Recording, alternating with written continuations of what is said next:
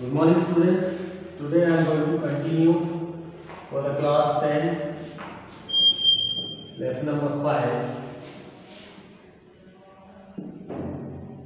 footprints without feet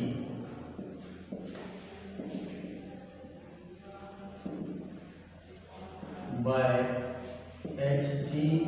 Wells, part 4.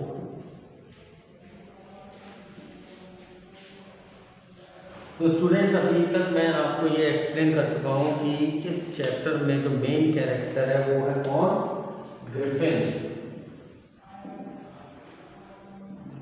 Griffin के बारे में ये भी बताया जा चुका है, ये इसेंट्रिक साइंटिस्ट है, पागल साइंटिस्ट है। और इसके अलावा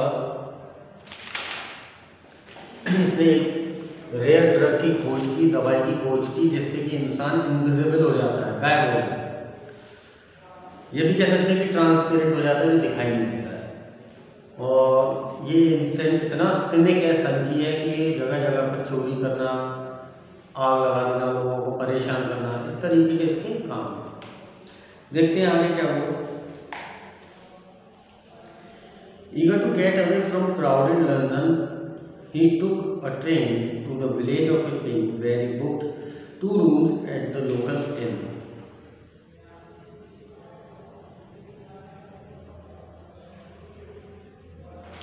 तो लंदन स्टोर से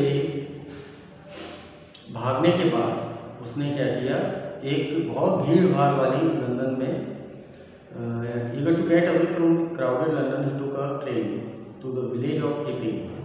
तो यहाँ पर एक गांव का नाम बताया गया है, एपिंग। उसने क्या किया, इस भीड़ भाड़ वाले, बहुत ज़्यादा भीड़ वाले शहर लंदन में से उसने भागने की कोशिश की और वहाँ से भाग गया। और ट्रेन पकड़कर वो किस तरफ चल दिया, एक गांव है एपिंग, वहाँ की तरफ चल दिया। Very book 2 rooms at the local inn. Inn क्या होता है? सराय कहते हैं हिंदी में, जहाँ पर लोग ठहरते हैं जब ज़रूरत होती है। तो वहाँ की एक लोकल इन में उसने जाकर 2 रूम बुक करवाए।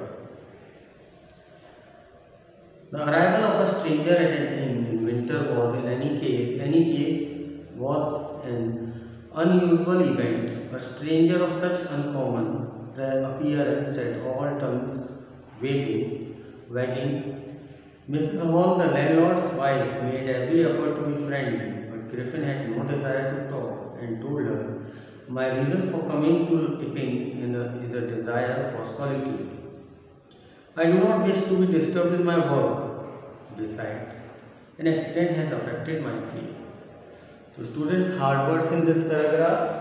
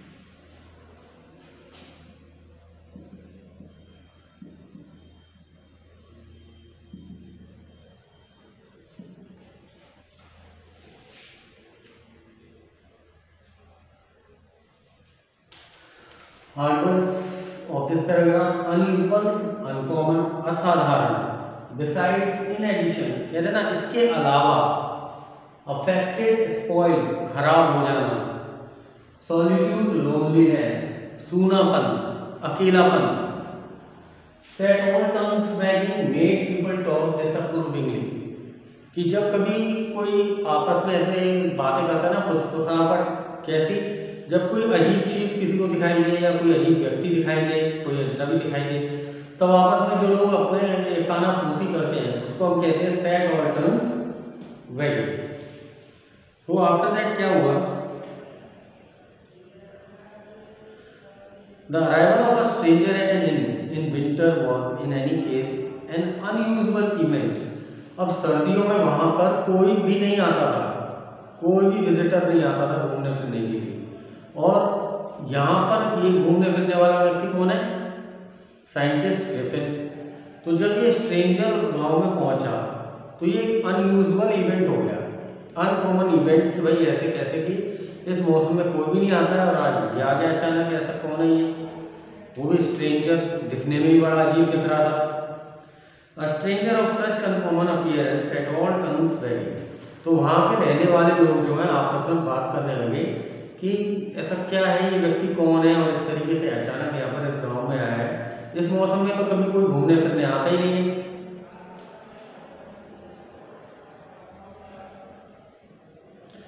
Mrs hall, the landlords wife, अब उस सराय, उस इन की मालकिन जो थी वो कौन थी? Mrs hall.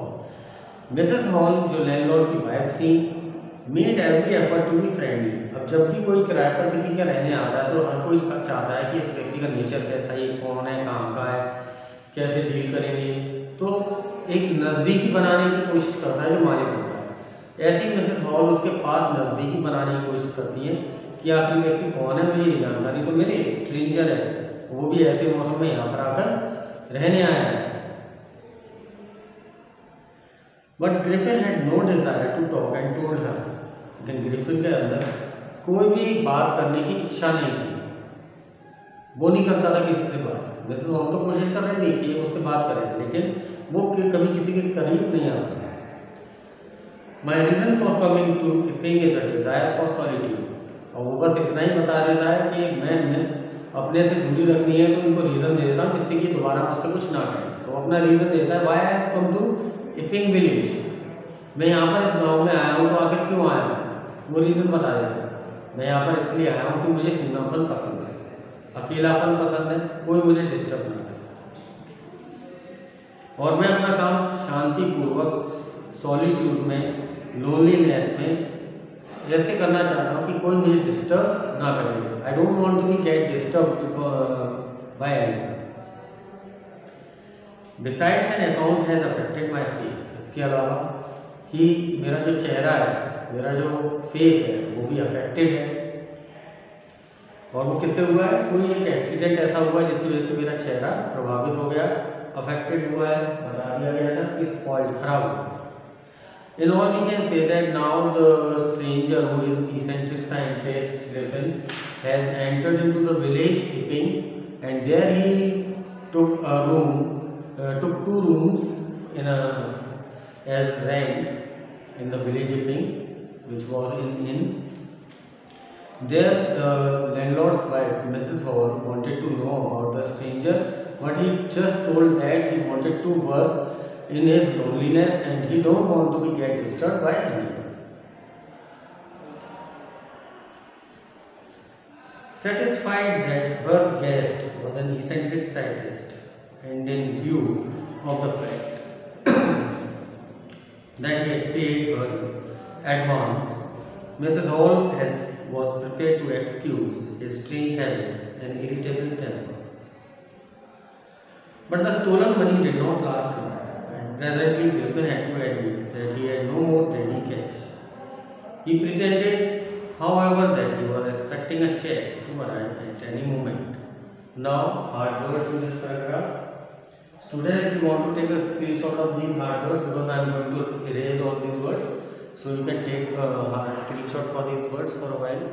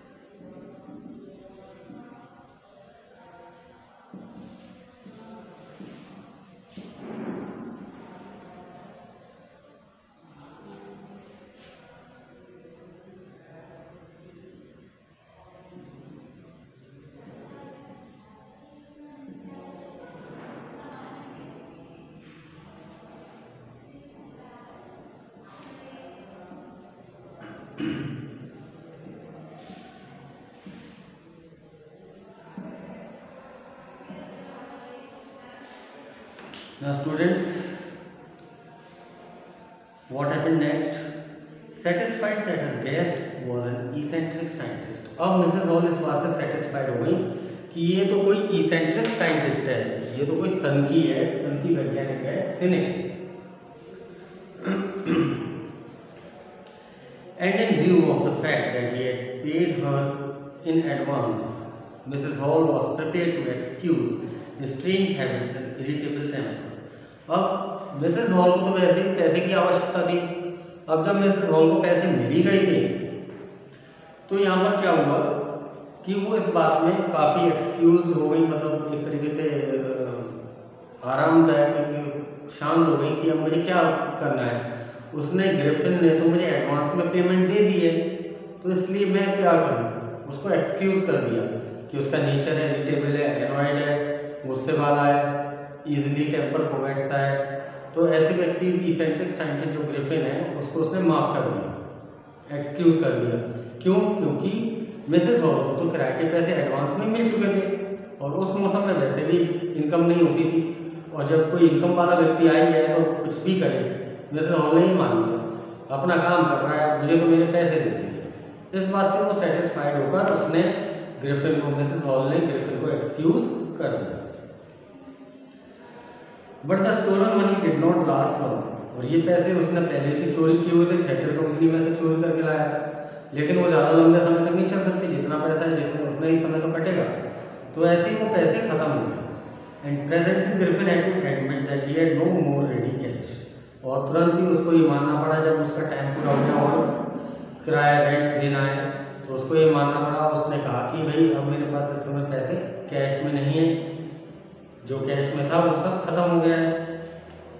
और उसने क्या बहाना बनाया? He pretended, however, that he was expecting a check to arrive at any moment. और मिसेस हॉल के सामने ये बहाना किया कि मेरा एक कोई चेक आने वाला है, तब मैं आपकी पेमेंट कर दूंगा। मेरे पास जितना था मैंने आपको दे दिया है, अब मेरा चेक आ जाएगा तो बाकी की पेमेंट भी मैं तुम्हें कर दूंगा।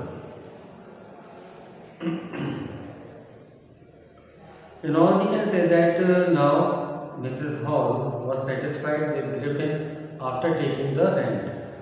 But after some time, when again he was in need of money, there was no money.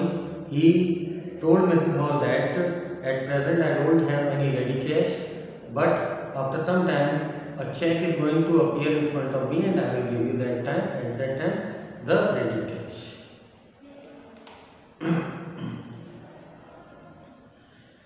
Shortly afterwards, a curious episode occurred. Very early in the morning, a clergyman and his wife were awakened by noises in the study.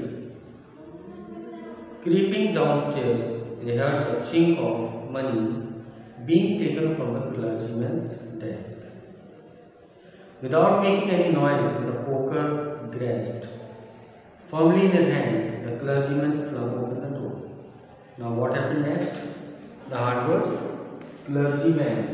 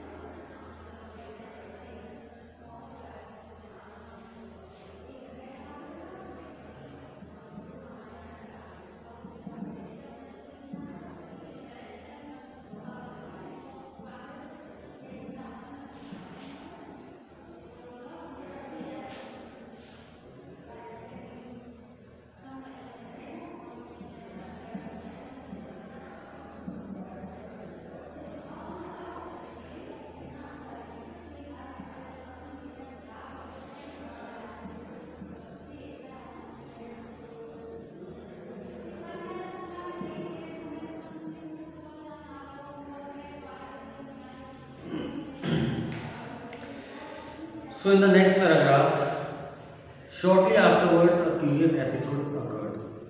तभी अचानक एक घटना और घटित हुई, बड़ी अजीब घटना घटित। क्या अजीब घटना घटित हुई? Very early in the morning, clergyman कौन होता है? चर्च का प्रीस्ट, जो पुजारी होता है चर्च का, उसको क्या बोलते हैं? क्लर्जीमैन। तो सुबह सुबह, बहुत जल्दी सुबह का टाइम था, एक क्लर्जीमैन और उसकी wife were awakened by noises in the study. Study room में से कुछ आवाज़ें आ रही थी और आवाज़ को सुनकर क्लर्जीमैन और उसकी वाइफ जाग गए। Creeping downstairs they heard the chink of money. Chink means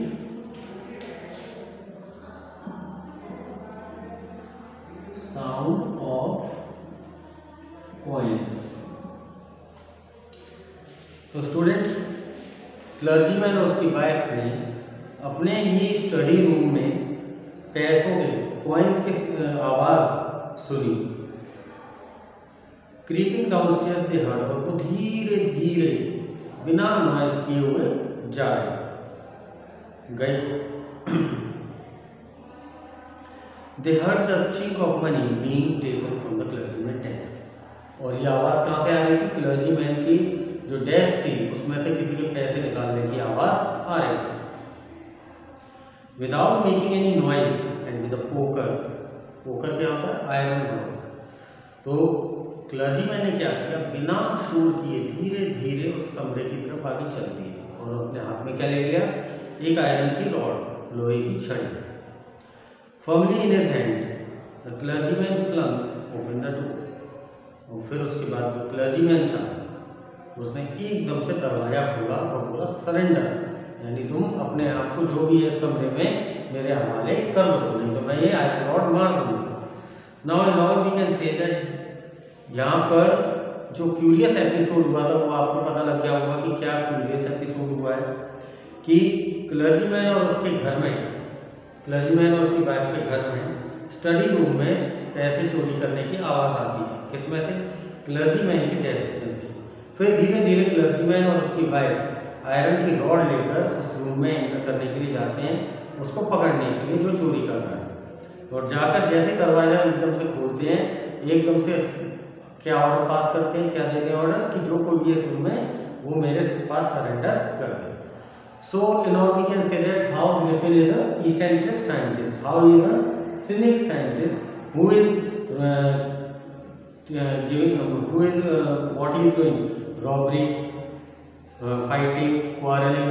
इस तरीके से हम कह सकते हैं सनकी है, चोरी कर रहा है, परेशान करता है और ऐसी रेयर ड्रग इसने इन्वेंट कर ली है।